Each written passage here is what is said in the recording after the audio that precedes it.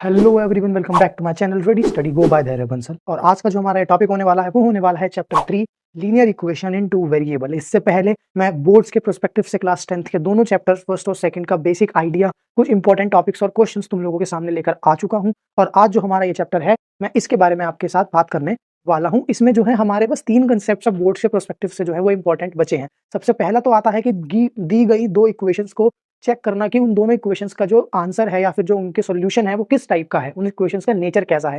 और इसके अलावा दो टॉपिक्स बचते हैं कि हमारी गिवन इक्वेशंस को हमको सब्स्टिट्यूशन मेथड से सॉल्व करना है या फिर गिवन इक्वेशंस को हमको एलिमिनेशन मेथड से सॉल्व करना है। तो चलो स्टार्ट करते हैं हम इस पर्टिकुलर टॉपिक से, जिसमें हम क्या चेक करते हैं कि checking the type of solution, कि जो हमारे पास दो लीनियर इक्वेशंस दी गई हैं दो वेरिएबल में, उनका सोल्यूशन किस तरीके का है। तो लीनियर इक्वेशन का मतलब क्या होता है? लीनियर इक्वेशन का मतलब ये होता है कोई भी एक गिवन इक्वेशन जिसकी हाईएस्ट पावर या फिर डिग्री 1 हो, और क्योंकि ये 2 वेरिएबल नाम ही आपको दिख रहा है तो इसका मतलब है कि उसके पास 2 वेरिएबल्स होने चाहिए। लाइक इस पर्टिकुलर केस में हमारे पास कौन कौन से हैं? एक्स और वाई। ठीक है, अब अगर हमारी जैसे इक्वेशन है वो किस फॉर्म में होती है? वो इस फॉर्म में होती है a1x plus b1y plus C, या फिर basically ax plus by plus C. But क्योंकि यहाँ पर मैं दो सेपरेट इक्वेशंस की बात कर रहा हूँ तो इसलिए मैंने पहले वाले के केस के लिए a1 b1 और c1 लिया है, और दूसरे इक्वेशन के केस में a2 b2 और c2 लिया है, जहां पर a1 या a2 क्या है? मेरे x के कोएफिशिएंट है, b1 b2 y के कोएफिशिएंट है, और c1 c2 मेरे कांस्टेंट है। जैसे अगर मैं कोई भी इक्वेशन लूं इस फॉर्म में, like 3x plus 2y plus 4 is equal to 0, तो ये मेरी क्या है? लीनियर इक्वेशन इन 2 वेरिएबल है। अगर इसी बेसिस पे चलो हम बात करते हैं कि हम इनके सॉल्यूशंस को कैसे सेटिस्फाई करते हैं। एग्जाम में क्या आता है? एग्जाम में वो पूछता है कि गिवन जो आपको दो इक्वेशन वो देगा और वो पूछेगा कि बताओ ये किस टाइप की इक्वेशंस हैं। मतलब बेसिकली 3 तरीके के केसेस देखो हमारे पास निकल के आती हैं कि जो हमारे दो लाइंस बनेंगी लीनियर इक्वेशंस की, वो लाइंस इंटरसेक्टिंग लाइंस हैं। दैट इज कि उनका एक यूनिक सॉल्यूशन है। यूनिक सॉल्यूशन का मतलब है कि उनके पास सिर्फ एक ही ऐसी वैल्यूज हैं एक्स और वाई की जो दोनों इक्वेशंस को सेटिस्फाई करें, यानी कि वैल्यू डालने के बाद दोनों इक्वेशंस में हमारे पास आंसर सेम आए या फिर बेसिकली 0 आए। इस पर्टिकुलर केस में सिर्फ एक ही ऐसा यूनिक सॉल्यूशन होता है। इसके अलावा सेकंड केस कौन सा होता है? जिसमें हमारे पास पैरेलल लाइंस हो सकती हैं। इसमें क्या होगा? जब लाइंस इंटरसेक्ट ही नहीं करेंगी तो हमारे पास कोई भी ऐसा सॉल्यूशन नहीं आएगा जो दोनों इक्वेशंस को सेटिस्फाई कर रहा हो। इस पर्टिकुलर केस को हम नो सॉल्यूशन वाला केस या फिर पैरेलल लाइन वाला केस भी कह सकते हैं। और तीसरा आता है जिसमें हमारी कोइंसिडेंट लाइंस हो। कोइंसिडेंट लाइंस का मतलब ये होता है कि जो दोनों लाइंस बिल्कुल एक दूसरे के ऊपर हो, यानी कि कंसाइड कर रही हो। मान लो पहली लाइन ये रही और दूसरी लाइन भी बिल्कुल इसी के ऊपर लाई करे, उसको मैं क्या बोलता हूँ? कोइंसिडेंट लाइंस बोलता हूँ। और ऐसे केस में मेरे पास इनफाइनाइटली मेनी सॉल्यूशंस निकलते हैं। मतलब मैं काउंट नहीं कर सकता, बिकॉज मेरी एक लाइन है वो कितनी भी लंबी जा सकती है ग्राफ पेपर के ऊपर, जितना बड़ा मैं उसको बनाना चाहूँ। तो ऐसे वाले केस में हमारे पास क्या होता है? इनफाइनाइट सॉल्यूशंस आते हैं। इन्हीं को हम बोलते हैं या तो टाइप्स ऑफ सॉल्यूशंस बोल सकते हो जो 3 तरीके के, या फिर टाइप्स ऑफ लाइंस बोल सकते हो जो 3 तरीके की निकलकर आती हैं जब भी मैं किन्हीं दो गिवन लीनियर इक्वेशंस को सॉल्व करने की कोशिश करता हूं।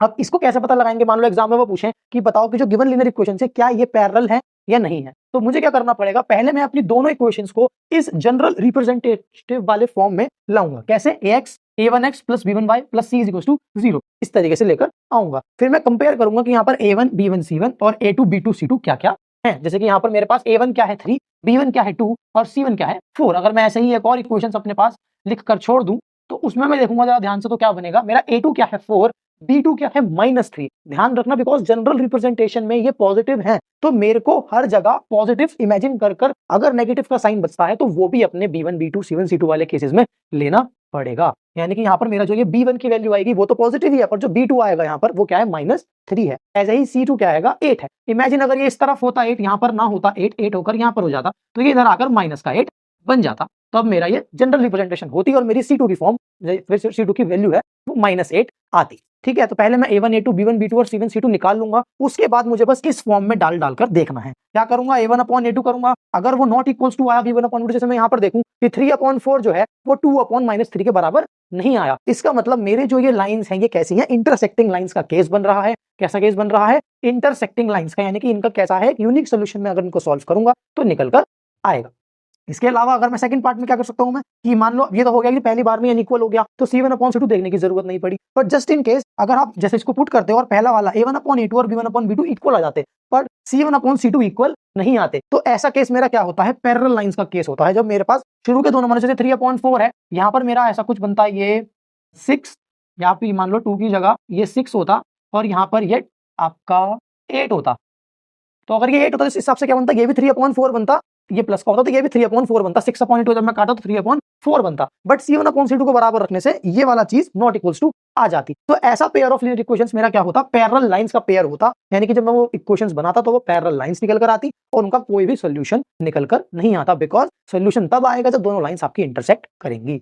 ठीक है, और थर्ड केस आएगा, मान लो ये तीनों ही सिस्टम बराबर हो जाएं, यानी A1/A2 B1/B2 और C1/C2 तीनों ही अगर बराबर हो जाएं, तो उस केस को हम कोइंसिडेंट लाइंस वाला केस बोलेंगे, जो मैंने आपको बताया था कि लाइंस एक दूसरे पर कंसाइड करेंगी, बिल्कुल एक के ऊपर एक आएंगी, और ऐसे में मेरे इनफाइनाइटली मेनी सॉल्यूशंस निकल कर आ सकते हैं। मतलब मैं किसी भी क्वेश्चन में कौन सी भी वैल्यू डालूं तो दोनों ही के लिए मेरा आंसर सेम आ जाएगा। सेम इज बेसिकली 0 आ जाएगा, यहाँ पर LHS और RHS मेरी बराबर हो जाएंगी। अच्छा, एक लास्ट जो बात इसमें बचती है वो ये बचती है कि जो हमारा ये वाले दोनों पार्ट्स हैं, यानी कि इंटरसेक्टिंग लाइंस वाला और कोइंसिडेंट लाइंस वाला, इन दोनों को मैं कंसिस्टेंट भी बोल सकता हूँ। कंसिस्टेंट इसलिए, मतलब जो मेरा ग्राफ है या फिर जो मेरा सोल्यूशन है वो कंसिस्टेंट है, बिकॉज इन दोनों ही केसेस में मेरे पास कुछ आंसर, मेरे पास कुछ सोल्यूशन निकल कर आता है। इसको मैं बोलता हूं इनकंसिस्टेंट पैरेलल लाइंस वाले केस, क्योंकि यहां पर मेरा कोई भी आंसर निकल कर नहीं आता है।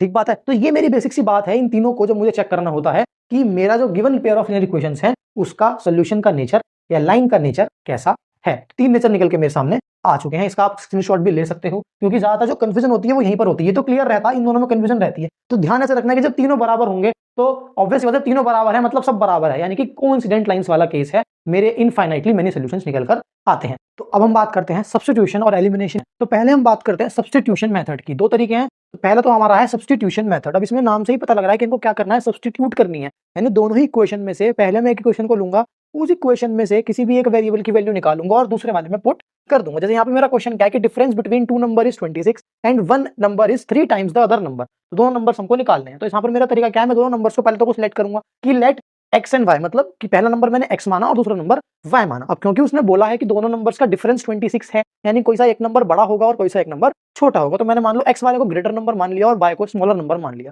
तो ऐसे केस में क्या होगा, यानी कि मेरी पहली क्वेश्चन बन के आएगी कि मेरा एक्स माइनस वाई 26 के बराबर है इस क्वेश्चन के अकॉर्डिंग। और दूसरा पार्ट वो बोलता है कि मेरा one number is 3 times the other number. इसका मतलब क्या है, अब सोचने वाली बात क्या है, यानी कि मेरा एक नंबर जो है वो दूसरे वाले का 3 टाइम्स है। कौन सा वाला नंबर होगा, ऑब्वियस सी बात है कि जो बड़ा नंबर होगा वो छोटे वाले का 3 टाइम्स होगा, क्योंकि मैंने बड़ा नंबर x माना था, यानी मेरा x जो है वो छोटे वाले नंबर के 3 टाइम्स के बराबर है, यानी x is equals to 3y। इस बात में कोई दिक्कत नहीं, क्योंकि मेन जो प्रॉब्लम आती है हमको इस टाइप की वर्ड प्रॉब्लम सॉल्व करने में, वो मेजरली आती है इनकी इक्वेशंस बनाने में। अगर एक बार इक्वेशन बन गई तो फिर तो हमको सिर्फ उसको सॉल्व करना है, दोनों मेथड्स बहुत ज्यादा ईजी हैं। खैर, तो अब हमारे दो इक्वेशंस निकल के आए कि x minus Y equals to 26 and x is equals to 3y। अब यहाँ पर मुझे क्या करना है, किसी एक इक्वेशन में से किसी एक वेरिएबल की वैल्यू निकालो और दूसरी इक्वेशन में पुट कर दो। लाइक मुझे यहाँ पर दिख रहा है कि मेरी इस इक्वेशन में x की वैल्यू क्या शो हो रही है, 3y के बराबर। क्या शो हो रही है, 3y के बराबर। तो मुझे कुछ नहीं करना, मुझे इस इक्वेशन में से ये जो x की जगह पे 3y है वो लेकर जाना है और अपने इस फर्स्ट वाली इक्वेशन में पुट कर देना है। कैसे, मुझे क्या पता है कि x की वैल्यू 3y है, मैं इस इक्वेशन में गया, यहाँ पर x था, मैंने इस x की जगह पे क्या रख दिया, 3y रख दिया। तो यहाँ मैंने 3y रखा तो मेरी ये इक्वेशन कुछ ऐसे बन गई, 3y minus y is equal to 26। और अब ये क्वेश्चन मुझे सॉल्व करना आता है। अब ये कैसा क्वेश्चन बन गया है, अलजेब्रिक क्वेश्चन की टाइप का क्वेश्चन बन गया है। दैट इज 2y 26 के बराबर आ गया, फिर y जो है वो 13 के बराबर आ गया। अब क्योंकि y 13 के बराबर है, तो अगर मुझे अब x की वैल्यू निकालनी है, मुझे क्या पता था कि मेरा x क्या है, मेरा x जो है वो 3 मल्टीप्लाई y के बराबर है। तो मैंने क्या करा, जो मेरी y की यहाँ से वैल्यू आई है वो मैंने यहाँ पर पुट करी, तो यहाँ से मेरे पास x की वैल्यू निकलकर आ गई। और अगर मुझे क्रॉस चेक करना है कि क्या मेरे दोनों ही आंसर्स ठीक है या नहीं है, तो बेस्ट तरीका क्या है कि आप दोनों वैल्यू उठाओ और इस वाली इक्वेशन में या फिर किसी भी इक्वेशन में पुट कर देख लो। अगर आपका LHS और RHS इक्वल आ जाता है, यानी आपके दोनों ही आंसर्स ठीक थे, अदरवाइज एक बार रीचेकिंग की जरूरत है। अब मेरी बताती है एलिमिनेशन मेथड की। अब एलिमिनेशन मेथड भी अपने आप में क्लैरिटी देता है कि मुझे क्या करना है, एलिमिनेट करना है। एलिमिनेशन का मतलब ये होगा कि मुझे दोनों ही इक्वेशन में से किसी एक वेरिएबल को एलिमिनेट कर देना है। बट यहाँ पे जो मेरा क्वेश्चन एनसीईआरटी का वो क्या कहता है कि 5 years ago Noori was thrice as Sonu and 10 years later Noori will be twice of Sonu. तो दो इक्वेशन मिल गई क्लियर कट। कि पहले में तो वो कह रहा है कि क्या मानूंगा, दोनों की एजेस निकालनी है, तो लेट द एज ऑफ नूरी भी x और सोनू भी y। ठीक है, मैंने नॉर्मली दोनों की एजेस मान ली। अब क्या बात करी उसने, 5 years ago मतलब 5 साल पहले, तो दोनों ही एजेस में से 5 साल माइनस हो जाएंगे। मैंने कर दिया कि x में से भी 5 माइनस कर दिया और y में से भी 5 माइनस कर दिया। उसने बोला है 5 साल पहले जो भी नूरी की एज थी ये सोनू की एज के 3 टाइम्स है। ये तो बोला है कि Noori will be thrice of Sonu, तो मैंने उसी को इक्वेशन फॉर्म में लिख दिया कि Noori is equal to 3 into Sonu. ये मेरी इक्वेशन बन के आई। जब मैंने इसको और सॉल्व करा तो मेरे पास ये इक्वेशन बन के आ गई कि x minus 3y plus 10 is equal to 0। ये मेरी क्या बन गई, मेरी पहली इक्वेशन बन गई। अब ऐसे उसने क्या बोला है, 10 साल बाद नूरी जो है वो ट्वाइस ऑफ सीनू हो जाएगी या फिर सोनू हो जाएगी। तो क्या है, अब 10 साल बाद का मतलब है 10 साल दोनों में प्लस कर दिए, अब नूरी जो है वो ट्वाइस ऑफ सोनू हो गई। क्लियर है ये वाली बात भी कि Noori is equal to twice of Sonu. ये 2 कहाँ आना, इस चीज में कंफ्यूजन मत करना, बिकॉज जिस चीज के बारे में बोला उसने नूरी बोला ना कि नूरी हो जाएगी, तो नूरी के साथ 2 नहीं आएगा, जो दूसरे वाला बंदा है उसके साथ 2 आएगा। या फिर ऑफ देख लो ना, ऑफ कहाँ लिखा है, लिखा है ना ऑफ सोनू, यानी कि सोनू में 2 मल्टीप्लाई होगा जिसके साथ ऑफ लिखा हुआ होता है। तो ये चीज क्लियर रखना।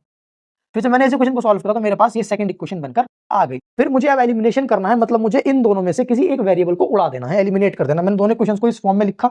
सबसे पहले कि x minus 3y plus 10 is equals to 0, x minus 2y minus 10 is equals to 0। ये मेरे दोनों क्वेश्चंस मैंने पुट कर दी। अब यहाँ पर क्योंकि ऑलरेडी मेरे x जो है वो इक्वल है, इक्वल इन द सेंस दोनों के पास वेरिएबल बेसिकली कोफिशिएंट 1 ही है। अगर नहीं होता, मान लो इसके पास 2 होता, तो मैं इस इक्वेशन को भी पूरी इक्वेशन को 2 से क्या कर देता, मल्टीप्लाई कर देता। बट यहाँ पर ऑलरेडी सेम है तो कोई दिक्कत नहीं है। और दूसरा काम क्या है, मुझे इनको क्या करना है, सब्ट्रैक्ट करना है या ऐड करना है। वो किस पे डिपेंडेंट करेगा कि मेरे इन दोनों वेरिएबल या फिर मेरा जो यहाँ पर x वेरिएबल है, इनके पास साइन कौन सा है। अगर इनके पास ऑलरेडी अपोजिट साइन होगा तो ऐड करने से ही वो साइन कैंसिल आउट हो जाएगा। बट अगर इनके पास सेम साइन होगा तो मुझे इन इक्वेशंस को सब्ट्रैक्ट करना पड़ेगा। यानी सब्ट्रैक्ट करने का मतलब है बेसिकली मैं इन सबके जो साइन है वो क्या कर दूंगा, चेंज कर दूंगा। तो मैंने यहाँ पे साइन प्लस था तो मैंने इसके साथ माइनस कर दिया, माइनस का प्लस, और यहाँ भी माइनस का प्लस। अब क्योंकि ये प्लस माइनस से कट गया, माइनस प्लस माइनस हुआ तो 3y में से 2y गया तो ये माइनस का y बचा, और ये प्लस प्लस 10 हुआ तो ये 20 बचा। यानी मेरी y यानी बेसिकली मेरी सोनू की एज क्या आ गई, 20 ईयर्स आ गई। और अब जब मैं किसी भी इक्वेशन में या तो इस इक्वेशन में या इस इक्वेशन में इस y की वैल्यू को पुट करूंगा तो मेरे पास नूरी की एज भी आ जाएगी। तो यहां से क्या हुआ, मेरे क्वेश्चन में मुझे नूरी की एज और सोनू की दोनों की एज मिल गई। और जो आपका नूरी की एज है वो आप लोग मुझे निकालो कमेंट सेक्शन में बताना कि कितनी आएगी। और उसको निकालने के बाद अपने हम इक्वेशन में डालकर सेटिस्फाई भी कर सकते हैं ताकि हमको क्लैरिटी मिल जाए कि हमारे दोनों ही आंसर ठीक आ रहे हैं। तो यही हमारे दो तरीके थे, सब्स्टिट्यूशन और एलिमिनेशन मेथड। इस चैनल को सब्सक्राइब करो ताकि आपको और ऐसा अमेजिंग कंटेंट मिलता रहे। अब इसके बाद हम लेकर आएंगे क्वाड्रेटिक इक्वेशंस के बारे में, जो उसके मेन कॉन्सेप्ट्स हैं वो।